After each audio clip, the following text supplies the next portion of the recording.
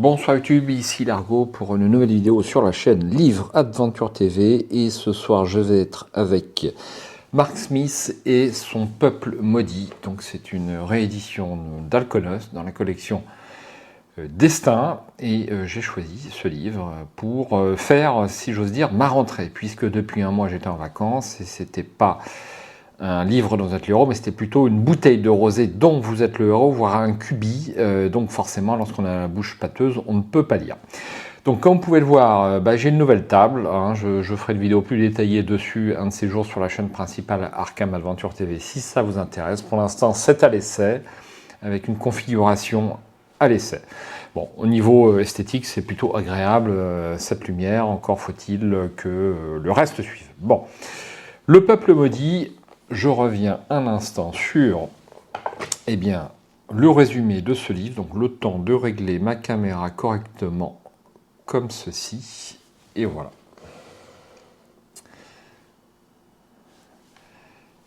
Caché dans les ruelles de l'antique cité de Gordonneau, vous menez une lutte sans merci pour sauver votre peuple, les Judains, persécutés par un suzerain tyrannique.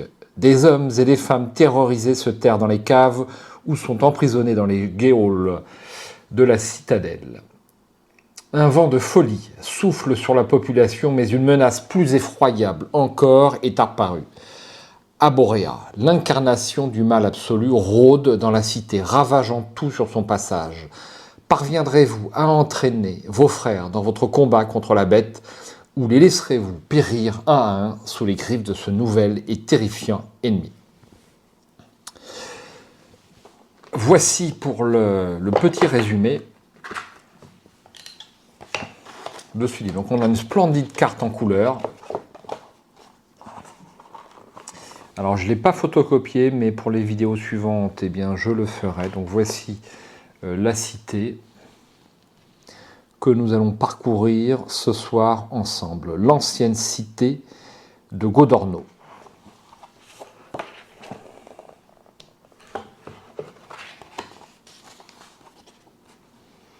Votre situation à Gordonneau est très précaire, mais vous ne vous abaisserez pas à mendier. Vous êtes à la recherche d'un emploi. Chaque jour, des centaines d'hommes comme vous se massent, remplis d'espoir, à l'entrée des riches palais qui bordent les canaux. D'autres rejoignent les caravanes marchandes et s'engagent comme gardiens ou comme guides. Ceux qui n'ont pas la chance de connaître un métier doivent se résoudre à grossir les rangs des rameurs de la flotte et à mener une existence de galériens proche de l'esclavage. Au fond de vous-même, vous savez bien que votre destin, le destin d'un Judaïen, n'est pas de finir ainsi. On peut l'espérer.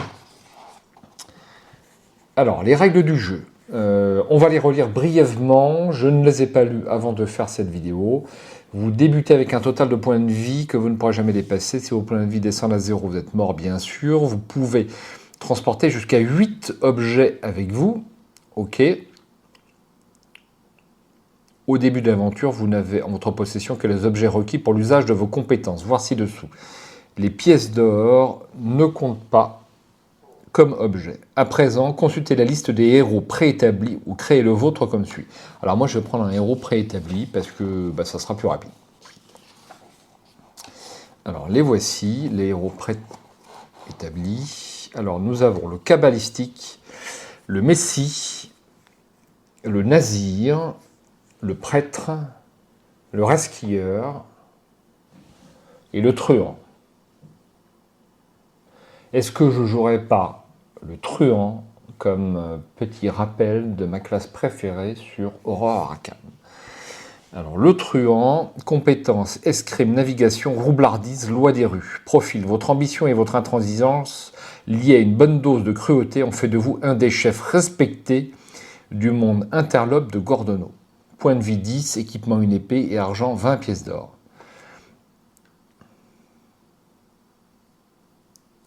J'ai l'impression que je vais jouer un truand, quoi, mais un vrai truand, puisqu'on me parle de cruauté. Mais je ne sais pas si je vais être capable de jouer, mais je vais le jouer quand même, puisque ça risque d'être peut-être un peu plus drôle qu'un personnage classique. Donc, j'ai 20 pièces d'or. Donc, voici eh bien, la feuille de personnage de ce jeu, enfin de ce livre-jeu, que j'ai donc agrandi. Alors, je vais noter ça. Pendant que je vous parle, vous pouvez toujours faire avance rapide si vous ne me trouvez pas assez rapide. J'ai donc 10 points de vie. J'ai une épée.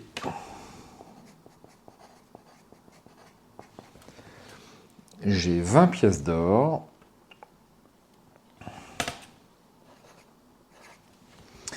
Et enfin, j'ai les compétences suivantes. Escrime. Navigation. Roublardise et loi des rues. Roublardise, bien sûr, et loi des rues. Je suis plus habitué à jouer des magiciens, mais enfin, il faut savoir peut-être changer. Donc voilà ma feuille de personnage terminée, je vous la montre, et puis on va continuer. Nous avions aussi le vendeur et le voyant que je n'avais pas vu sur la page d'à côté. Eh bien, je vais lancer le générique, et puis si vous voulez passer un moment en ma compagnie, je vous retrouve dans un instant.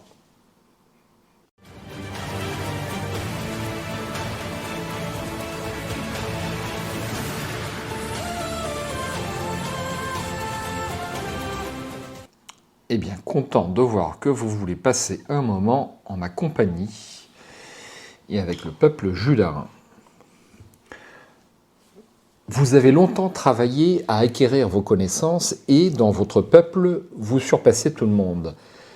Mais il vous reste à donner un sens à votre existence et à mettre cette science en pratique pour le plus grand bien de l'humanité. Godorno est une cité dépravée où les Judains sont indésirables. Votre peuple est devenu riche à force de travail et sa réussite est jalousée. De plus en plus, les vôtres sont traités de voleurs et d'usuriers.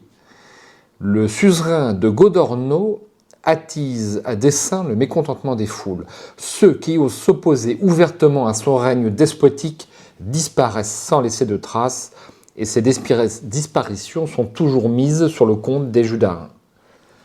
Les ventes de terres aux Occidiens pour assouvir ses besoins personnels ont provoqué des disettes. Et là encore, les Judains sont tenus pour responsables de la misère du peuple. Les vôtres sont haïs, et bientôt ils ne pourront plus se promener dans les rues. Accablés de tous les maux, les Judains grossissent les rangs des esclaves et la plupart finissent leur vie comme des bêtes, de somme croulant sous les caisses d'épices et les balles de soie. En 2 siècles, Godorno est devenu synonyme de décadence et de luxure. Partout dans la ville se dressent les statues du lion ailé, l'insigne des premières légions qui ont bâti la cité. Mais le fier animal est maintenant le symbole de la corruption et du mal. Rendez-vous au 1. Alors, à noter que sur ces livres-jeux, nous n'aurons pas de dés. Moi, j'aime bien avoir des dés de temps en temps, mais pas sur ces livres-là. Au moins, on va un petit peu plus vite.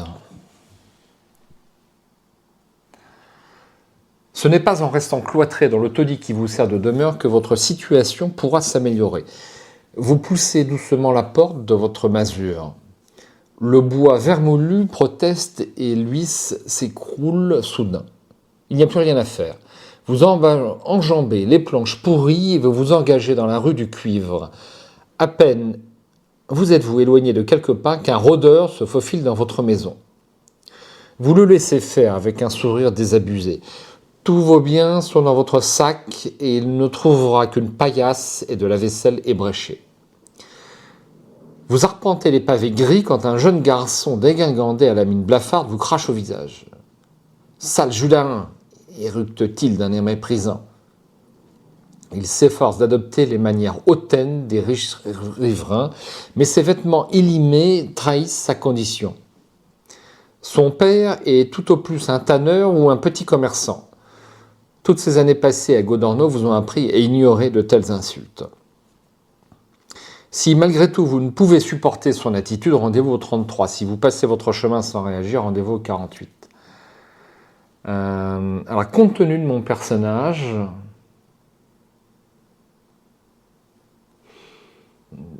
toutes ces années passées à Gardonneau vous ont appris à ignorer de telles insultes, donc je vais plutôt l'ignorer, c'est plus prudent.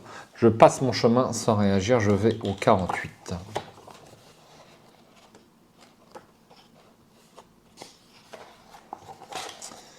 L'adolescent n'entend pas en rester là.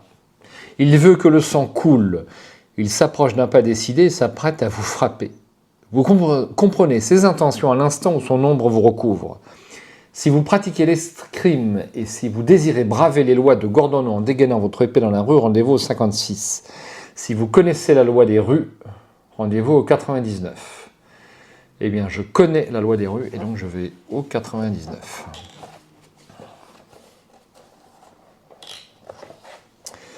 Votre calme, assurance, l'énerve. Il s'attendait à de la peur ou à de la colère, mais vous vous comportez comme s'il n'était qu'un simple passant qui demande son chemin. D'après la marque rouge qui cerne ses poignets, vous concluez qu'il doit être fils de tanneur. L'état de ses vêtements prouve que sa famille n'est pas riche. Peut-être son père doit-il de l'argent à un de vos compatriotes. Sans quoi, pour quelle raison serait-il aussi vindicatif envers vous ? Prends garde, gamin, dites-vous. Tu me rappelles un de mes clients, un tanneur. Peut-être est-ce ton père. Je lui ai accordé un prêt important, mais je peux aussi bien l'annuler. Tu sais ce qui arrive aux mauvais payeurs, la prison, les galères. Vous aviez vu juste, son père doit avoir des créanciers et le gamin ne tient pas à perdre le toit qu'il abrite. Il détale aussitôt en bafouillant de vagues excuses. Rendez-vous au 201.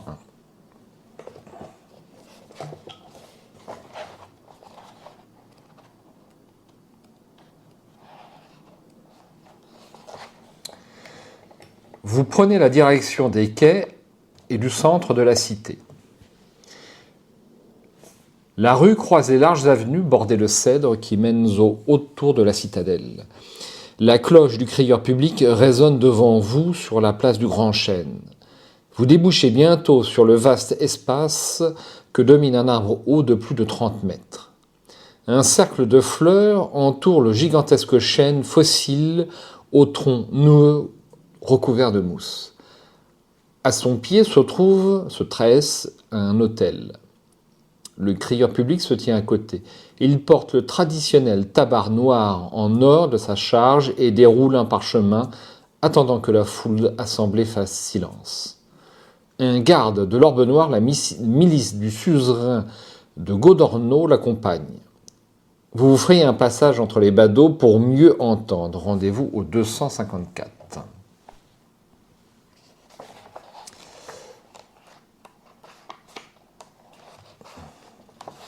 Nous avons une illustration. Voici le 254. Le crieur public annonce que la taxe sur le sel est doublée. Des murmures de mécontentement s'élèvent de la foule. Un homme se tourne vers vous, l'air indigné. « Doubler les taxes » proteste-t-il. « La milice nous oblige déjà à saler nos aliments jusqu'à les rendre immangeables. Ils veulent nous presser comme des citrons. » Vous lui enjoignez de se taire, voyant que le crieur public va reprendre son allocution. « Le culte des faux dieux n'est plus toléré », clame-t-il à l'assistance. « Seul le culte officiel de l'arbre est autorisé. Tous les hérétiques seront punis de mort. » Des gémissements montent de la foule et des miliciens se précipitent en direction des cris. Une vieille femme en robe bleue prend la fuite, poursuivie par la troupe. Le crieur public feint de ne rien avoir remarqué. Le suzerain déclare les Judaïns responsables de la disette. Dès ce jour, tous leurs biens sont confisqués. Le suzerain exhorte la population à faire preuve de civisme et à épauler ses troupes pour débarrasser Gordorno de ce fléau. Les Judaïns seront réduits en esclavage ou bien éliminés. La nouvelle vous laisse sans voix. Votre peuple court un grand péril. Déjà des cris s'élèvent de la foule. Tuez les Judéens, mort aux Judéens. L'homme qui pestait contre les taxes du suzerain quelques instants plus tôt mêle sa voix aux aboiements haineux de la populace. Le dictateur de Godorno a trouvé le bouc émissaire idéal. Des regards mauvais se posent sur vous. Alors, nous pouvons utiliser l'astuce, la loi des rues. Si on dispose de sortilèges, malheureusement, ce n'est pas le cas. Faire apparaître un écran de fumée. Escrime, le combat à main nue, je ne l'ai pas non plus, mais j'ai la loi des rues. Si vous ne possédez aucune des compétences citées ou si vous jugez imprudent de les employer dans le cas présent, vous prenez la faute sur une pluie de pierres. Vous perdez 4 points de vie. Mais je n'ai pas envie de perdre 4 points de mes 10 précieux de vie. Je vais donc utiliser la loi des rues puisque j'ai la compétence. Alors je rappelle que j'ai escrime, loi des rues, navigation et roublardise. D'ailleurs, je pouvais utiliser l'escrime aussi contre le petit brigand. Bref, je pense que je m'en suis mieux sorti. Alors, est-ce qu'il vaut mieux se défendre ou utiliser la loi des rues? Je pense qu'il vaut mieux utiliser la loi des rues. Je vais au 333.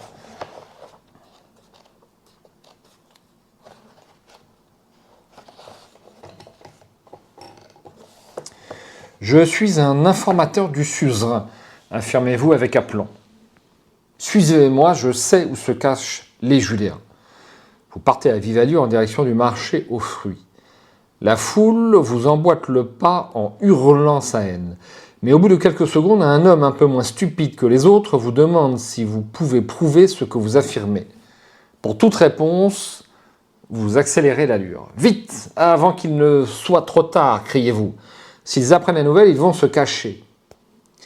Sur ces mots, vous vous enfuyez en courant et vous pénétrez dans le marché aux fruits. Là, vous vous dirigez vers un rassemblement de mendiants occupés à récupérer des fruits avariés et profitant de ce qu'ils font écran, vous vous éclipsez dans une ruelle tandis que les cris haineux de la foule s'éloignent.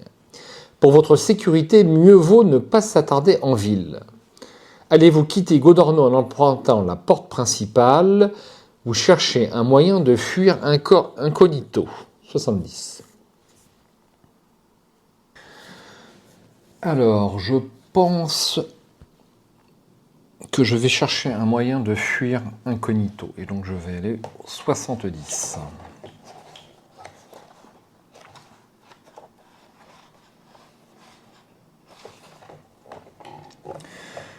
Vous vous dirigez vers les quais par des voies détournées, gardant le visage dissimulé par votre col relevé. Un vent de folie s'est abattu sur la cité. Des troupes hurlantes massacrent et pillent les biens de vos compatriotes. Des nuées de moustiques annoncent la proximité des rives. Vous repérez bientôt 3 barges amarrées au quai. 2 d'entre elles sont chargées de marchandises. La 3e vient d'être vidée. Si vous connaissez la navigation, allez au 120, sinon c'est le 134. Je connais la navigation. Je vais au 120.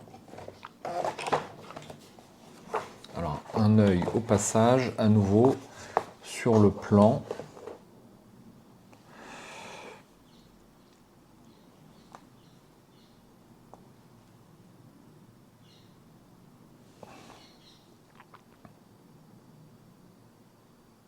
Bon, pour l'instant, on ne connaît pas grand-chose. On a ici une petite légende. Donc, on a... Comment ils appellent ça? Bargello, Saboratum des lépreux, la citadelle, le palais du suzerain, la place du grand chêne, ça on le connaît, la bibliothèque, la villa de Melmelo, la prison, c'est écrit petit, de Grund, tour de la sentinelle, auberge du temple intérieur, quai des Tartares et l'auberge de l'aiguille d'argent. Voilà ce que l'on a ici. Alors, on a dit 170. Là, je ne me trompe pas. Non, c'est pas ça. C'est le 120. On a une belle illustration au 120 avec des magnifiques rats.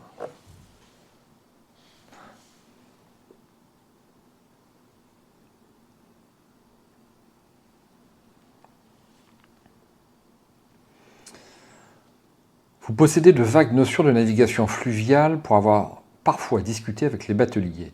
Vous savez que la marée haute aura lieu ce soir et que les hommes choisissent ce moment pour remonter le cours des rivières, profitant des heures tièdes de la journée. 3 barges sont à quai. La plus grande est une sorte de radeau destiné au transport de la chaux.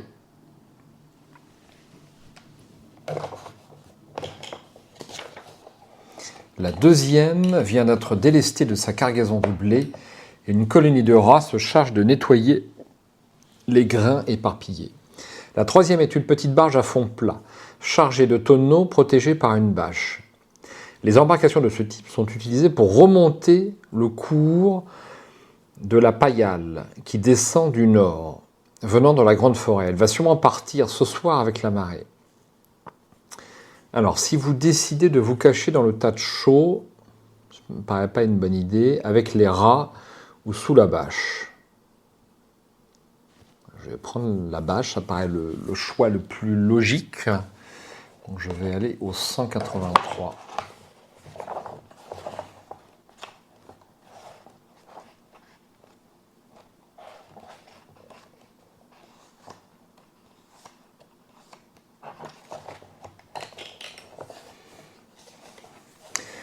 Une heure avant la tombée de la nuit, les membres de l'équipage quittent la taverne des quais et s'apprêtent à partir.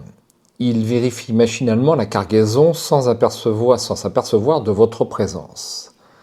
Caché derrière un rouleau de cordage, vous suivez les manœuvres du départ. Les bateliers entament une sombre chanson pour scander l'allure, où il est question d'un pauvre marin qui trime durant toute son existence pour un salaire de misère et qui meurt sans rien posséder d'autre que sa chemise usée. D'après les mouvements de la barge, vous en déduisez que l'embarcation remonte le cours de la Payale en direction de la grande forêt. Les bateliers se rendent sans doute à Bagoa, à quelques 20 000. Sagement adossé au tonneau, vous vous laissez bercer par le clapotis rythmé des rames plongeant dans la rivière. 3 heures plus tard, l'équipage fait halte en rase campagne et se prépare à passer la nuit. Vous attendez qu'ils soient tous profondément endormis pour quitter l'embarcation et poursuivre la route à pied en direction de Bagoa. Rendez-vous au 222. Alors, je vais juste jeter un œil à nouveau sur la carte. Est-ce qu'on voit Bagoa sur cette carte? Je n'ai pas l'impression. Donc là, nous avons la Payale, enfin la rivière que nous avons remontée par ici, si je ne me trompe pas. Rendez-vous au 222. Alors on a déjà quitté la cité, je pensais qu'on y resterait plus longtemps, mais bon, ça va plutôt être bon. Vous progressez d'un bon pas vers le chemin caillouteux, baigné par les rayons de la lune. La majorité des échanges avec Bagoa se faisant par voie fluviale, vous ne risquez pas de rencontrer de bandits. Comme le jour se lève sur la campagne, vous croisez des fermes encore endormies et des champs d'oliviers, de vignes et de tomates si prisés à Gondorno. Vous décidez de presser l'allure pour arriver à Bagoa avant les bateliers. Rendez-vous au 247.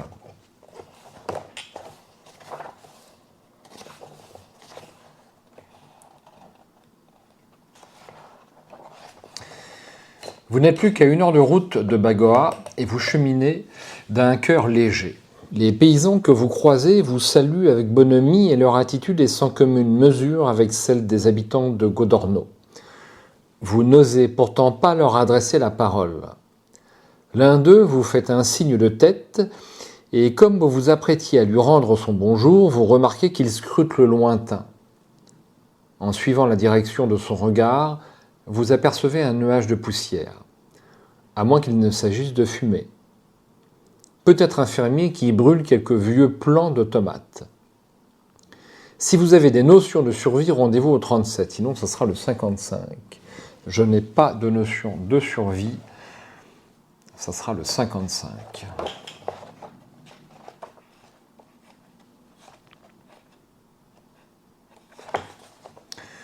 Vous reprenez votre route en toute insouciance et quand vous voyez les paysans quitter en hâte leurs travaux et se replier vers les bâtiments, vous vous retournez alarmé. Le nuage de poussière est soulevé par une troupe de cavaliers portant la livrée noire et pourpre de la milice de Godorno. Les hommes vous ont repéré et vous intiment l'ordre de faire halte. Allez-vous leur obéir ou bien courir vous cacher dans la ferme la plus proche? Je vais courir me cacher dans la ferme la plus proche. Ça me paraît être le plus logique. 125.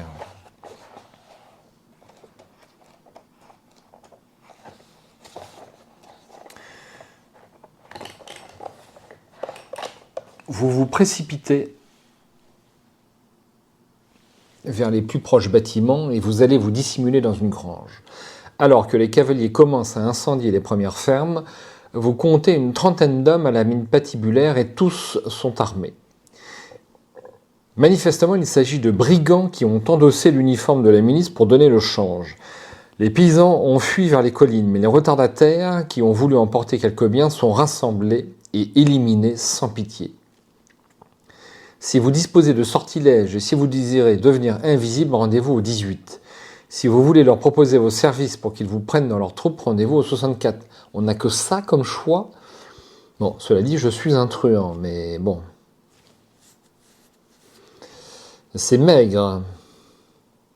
Donc je vais me rendre au 64. Bon, cela dit, compte tenu de mon personnage, peut-être que ça peut passer. Les brigands vous acceptent dans leur bande, qui se ressemblent, s'assemblent, et vous entamez une vie de pillage et de rapine. Au bout de quelque temps, vos talents font merveille et vous prenez la tête du groupe pour donner libre cours à vos plus bas instincts, oubliant jusqu'à l'existence des vôtres qui meurent sous la torture dans les geôles du suzerain. Un jour, au hasard de vos maraudes, vous retournez vers Godorno. La cité n'existe plus. La mer toute proche l'a engloutie et seules quelques tours émergent encore des marécages. Godorno était autrefois un joyau de la civilisation, mais pour des êtres de votre espèce, ce mot n'a aucun sens. Bah oui, mais j'avais pas le choix, j'ai pas vu d'autre choix. Eh bien, c'est le premier essai s'achève ici, ma foi, de façon un peu abrupte. Qu'aurais-je pu faire d'autre? En fait,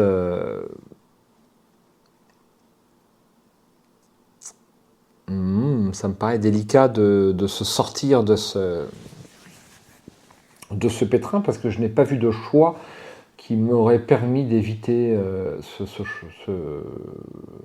ou alors il faut se livrer à eux peut-être, mais certainement qu'on va me proposer la même chose, de rejoindre leur rang. Bon, eh bien voilà, comme s'achève ce premier essai. Ma foi, alors cette histoire de Judas me rappelle quelque chose dans la triste histoire réelle. Persécution, un peuple accusé de tous les maux, enfin ça me rappelle une histoire relativement proche. Je ne sais pas si Mark Smith s'est inspiré de l'histoire juive pour les Judaïens, c'est pas impossible. Bon, la fin nous le dira peut-être. Donc eh bien, je vous donne rendez-vous pour un deuxième essai que je vais entamer immédiatement. Alors est-ce que je change de personnage? En fait... Ouais, mais c'est plus drôle parce qu'en fait, on n'a pas les mêmes... Alors, sur la collection Destin, en fait, mieux on connaît le personnage que l'on a, et plus c'est facile parce qu'à chaque fois qu'on change de personnage, on n'a pas les mêmes compétences. Et donc, là où on est arrivé à passer avec le personnage, avec un autre, on passe plus et c'est ça la difficulté par rapport à un livre dont vous êtes le héros plus classique. Donc peut-être que prendre le même personnage serait meilleur. Bon, eh bien, je vous abandonne ici. Merci d'avoir passé un moment en ma compagnie. Puis j'espère à bientôt sur cette modeste chaîne YouTube. Ciao.